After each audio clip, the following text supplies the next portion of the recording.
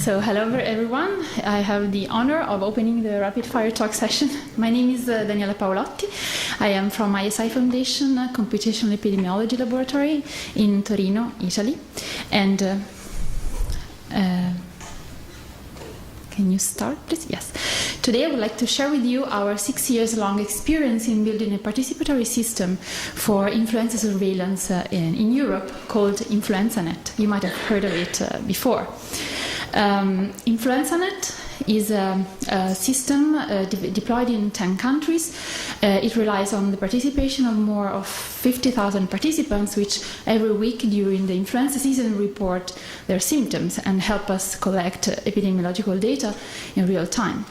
In each country, upon registration, users are invited to provide us some basic information about their profile, and each week they are reminded to fill in a symptoms questionnaire about their health status. And this is exactly the same system in all the 10 countries.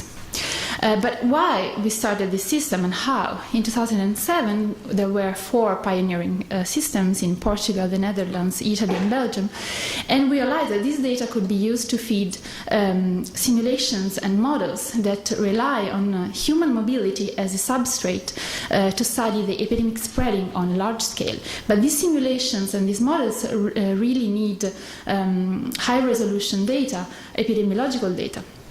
So that's how InfluenzaNet, the building of InfluenzaNet, became the building block of a larger framework for epidemic forecasts on a larger scale called EpiWork in 2008.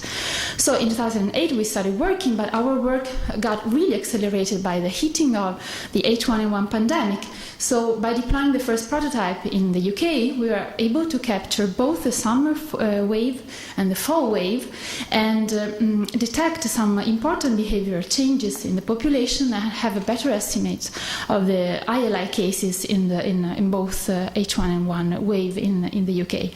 So this was our beginning. This is how we started to attract the various countries, and the first thing we did was to come up with a gold standard questionnaire, a carefully selected list of questions to be proposed to our users and to be really the base for our work. And then we were faced with several challenges: technological, cross-country diversity, and different expertise in the teams participating to this initiative. So the technological aspect was really challenging because we really had to deploy a web tool capable of coping with different countries and that had to send the data into a centralized database. But we managed to build a pretty out-of-the-box tool that is really easy to deploy in several countries.